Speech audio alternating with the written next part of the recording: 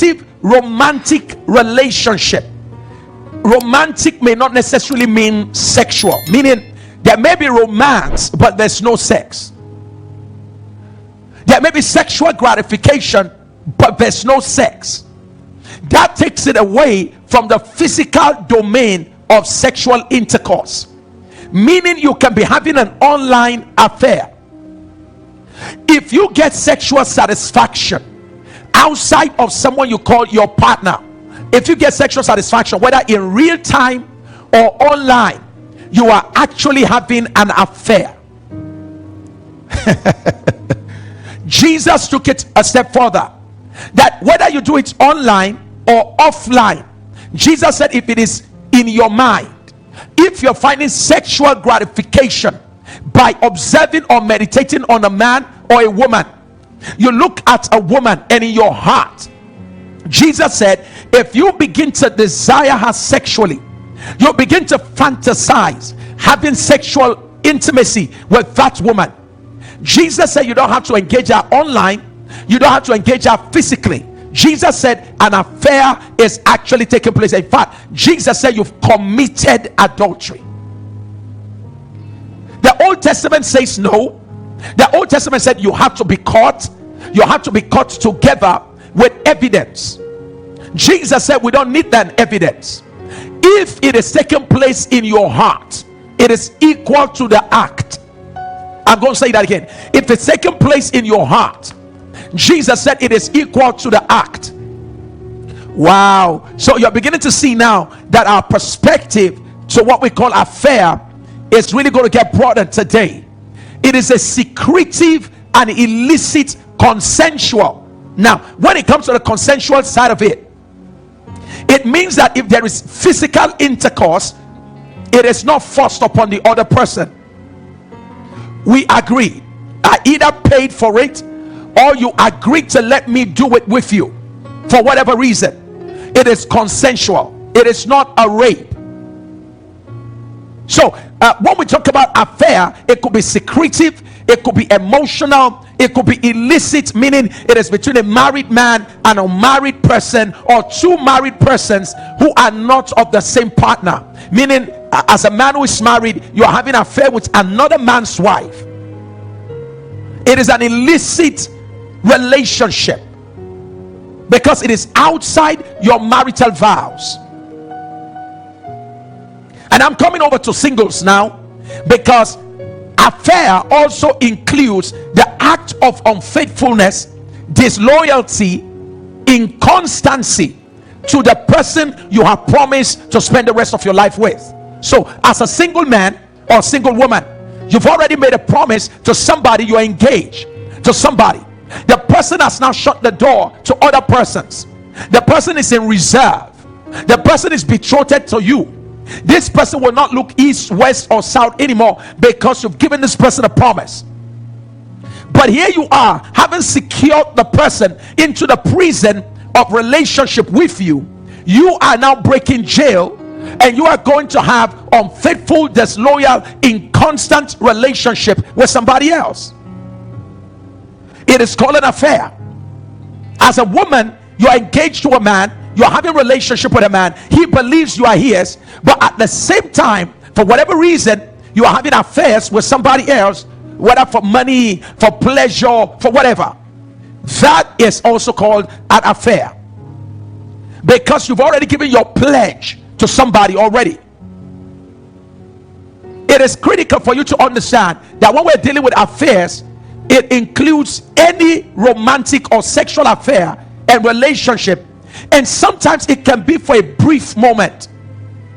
So the brevity of it does not exclude it from being called an affair. That it was just one night or one stand doesn't mean that it was not an affair. It was still an affair. It's still an affair.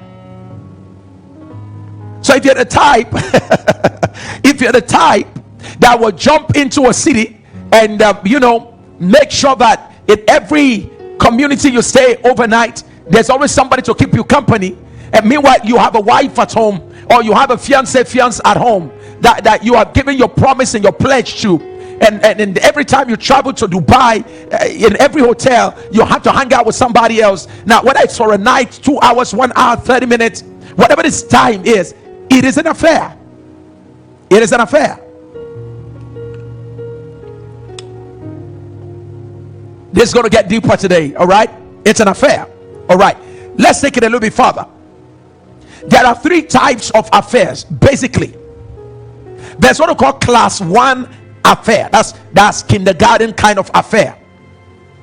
Now that's a kind of class 1 is what we call the just one night stand or just one encounter. You just met the person overnight, you had the sexual need, and you just picked on the person, or you were in a party, or you went for your end of year program as a company, and late in the night you were drinking, and somewhere along the line you just had it with the person. You had an affair with the person. Now we call that class 1 affair. Please take note that we call it class 1 affair. By no means is that a lesser sin in the sight of God.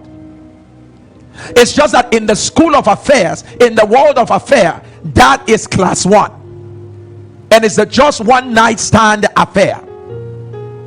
There's what we call the class 2 affair, and this has to do with the fact that you're not having something with someone just one night. No, you're having someone that you're beginning to share special moments with, but it is secretive. It could be online, it could be in your office, it could be outside your city. You're married, you're engaged, you have someone you're connected to, but then at the same time there's somebody else you are sharing emotions, time, intimacy, emotional energy, sexual exchanges, including phone sex, what do you call it now, texting, sexting, right? That's what we call it now, sexting. So you sext each other, and then also you do online, you show videos, and I'm just trying to be very careful what I say here, so you show videos. You're in the bathroom, you ask her to show you a video of herself in the bathroom. You show body parts, you exchange videos of body parts and all of that. It's secretive, and as a man, this is a period in your life when all of a sudden you now become a mobile protector. You become a trained security agent in charge of mobile protection. So as a man, you suddenly become someone who can go to your bathroom and leave your phone in the room, not because you have something to cover. It's a reason why as a man you take your phone to your bathroom, like your phone really needs to take a bath, and it's a reason why you want to sleep even though you know it's bad. You carry your phone, you put under your pillow. I mean, now listen, the Bible says the wicked fleeth when no man is pursuing him. the wicked fleeth when nobody is pursuing you. You passworded your phone, then you passworded your picture gallery, then you now passworded the password itself. Hello, sir. Can't you see that you are not normal anymore? You are not. Life is no longer normal. And all you're trying to do, you're trying to protect. You're trying to protect her. You don't want anybody to bust you. But the problem with us men is that we will always get busted. You're like, what? Is it on my underwears? It's just like, what is this? Are you wearing a rope, a tongue? This is a G-string. And then you're like, I don't know who put it on me. And if you're in Africa, you will say maybe they put it on you in the dream, Nobody put it on you, sir. You wore it. So here's the point. I like to restate this very clearly. Class 1 affair is when you do just one stand. Class 2 is when you begin to have secretive, ongoing, constant communication with the person. Friendship is growing. Possibilities are beginning to exist. The possibility of leaving your wife for this one is beginning to grow. The possibility of leaving your husband for this guy is beginning to grow on the inside of you. There's already becoming increased emotional connection. The man is beginning to show you care, affection, and intimacy. The woman is beginning to make you feel like a king, like a hero. The woman is beginning to make you feel like a sex giant. She screams in the room like your wife does not, and so it makes you feel validated as a man. You always want to go back to hear her screams, because the scream of this woman reminds you of how much of a macho man you are. even though she is doing that to keep you in prison because that is her training. Gradually you're seeking constant fellowship with her. Sexual satisfaction is beginning to grow. You're beginning to spend money on this lady. You are beginning to have shared passion. You are beginning to realize you could play ball together. You are beginning to realize that you have certain things in common. It is called class 2. But the bottom line about class 2 affair is that it is kept secret. I forgot to ask you to share the video. Would you go ahead and before I move to class 3? Everybody, if you've been getting blessed so far, go ahead and share the video right now, because I'm going into some nitty-gritty of this matter today. I'm going to unmask it. Is that okay? And I'll be as practical as I can be. I'm a relationship coach, and I've done this for over 20 years. So I can tell you, I've heard things, I've seen things, I've been involved with things when it comes to couples and singles. So please, can we rescue some marriages right now? If you love marriages, you love relationships, you want to rescue somebody, it is to that end I'm asking you to kindly go ahead now on YouTube, Instagram, Facebook, do whatever you can to rescue some families, rescue some relationship. You know what you're about to hear today and what you're already hearing can rescue a marriage. There's still hope. There's still hope. All right. So class 1 affair is when you always go out to have just one stand. Today the person you slept with is totally different from the one you slept with last week. Class 1. It happens to singles, it happens to couples. The person you connected with online today is different from the one you connected with online, with the person you connected with online yesterday. The chat room and the sex room you entered into today is different from the one you entered yesterday. Now the bottom line is that in class 1 there is no connection emotionally or physically. It is all about pleasure. Never forget this. In class 1 affair, pleasure drives. It is just a sense of instant gratification. I just want to get pleasure for the moment, and so anybody available is who I do it with. But when it comes to class 2 affair, it's beyond just one moment, one stand. No, you've already found something that you consider in this person to be of greater interest than your partner. Or the reason some people do class 2 affair is that I love my wife. My wife has good character. My wife loves God. My wife likes to pray. But there's a problem. My wife is not sexually adventurous. My wife is not the type that will climb the pole, that will do burlesque dance, that will twerk for me. And I already have all these things in my mind. And I'm ashamed to ask my wife, who is a Jesus woman, because I'm afraid if I tell my wife twerk for me, do burlesque dance, climb the pole for me, I'm afraid that my Jesus woman is going to start quoting scriptures and make me feel like a sinner. So I keep my wife, but then there's this other person who satisfies my sexual curiosity, my sexual adventures. So class 2 affairs begins with that particular thing that the person has to offer, other than that which my wife offers. I'm not ready to get rid of my wife for now. It's just that there's this thing this woman offers that my wife doesn't offer me. So I will begin with this. It's just that over time, the one you spend time having sex with, you will begin to find attractive. You'll begin to find out that you share certain things together. And after a while, you're going to start asking yourself a question. Why am I still keeping my wife when this one is satisfying me sexually? And then I'm even beginning to realize that she has all these other values. She has all these other things that we can do together. It is at that point that some men begin to think about a second wife, or they want to get rid of their first wife or their first wives. So please take note of that. The same thing happens with women. My husband is a nice man. My husband is a Christian. A woman said to me, I mean, this was in my counseling session. I'm not permitted to mention name or give any description that could lead to who the person is. A woman who does very well in society. She said to me, she said, Pastor Sam, she said, I need to talk with you right now. And I said, Ma, where are you? And she said, she's at the Hilton. So you should get an idea of the kind of woman I'm talking about. She said, Pastor Sam, I'm at the Hilton Hotel right now, which is the highest, the biggest hotel in our city here. She said, I'm at the Hilton Hotel. I said, okay, ma'am, I'm in the church. I'm at the church. And she was like, I'm driving down to come meet you. And when she came over, she said, Pastor Sam, I'm tired of the kind of man I have at home. So I just got to know that my former boyfriend was back in the city and he was at the Hilton. So I went over to the Hilton to meet him. Because listen, Pastor Sam, my husband does not satisfy me sexually. Now listen, before you judge her, I'm not talking about an ordinary believer. I'm talking about a woman who is a woman of God.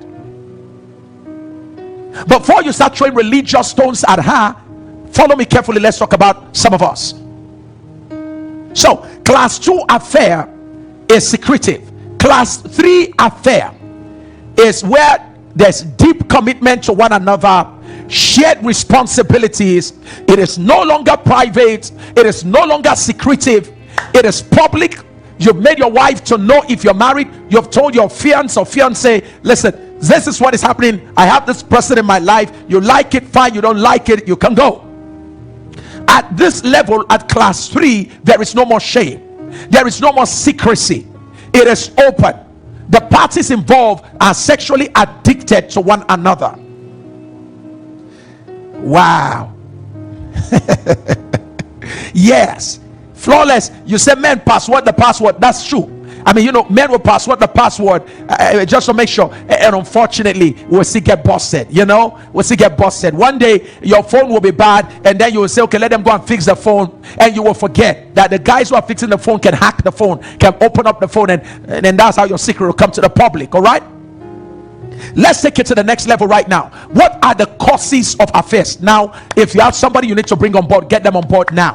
What are the causes of affairs? Number 1, it is called proximity. Proximity, closeness at work, closeness to an individual. When you spend too much time with the opposite sex in an unguarded and unstructured way, your sexual resistance will begin to crumble. I don't care to know if you're a bishop, a pastor, a potentate, a pope. I don't care to know. If you spend too much time in an unstructured, unguarded environment with the opposite sex, after a while your sexual resistance begins to go down. In fact, we're made to understand that you just need to be with the opposite sex in the same environment for only 72 hours, and your sexual boundaries will begin to get eroded. Your Jericho walls of sexual protection will suddenly begin to come crumbling before your face. So proximity is very critical when it comes to sexual affairs.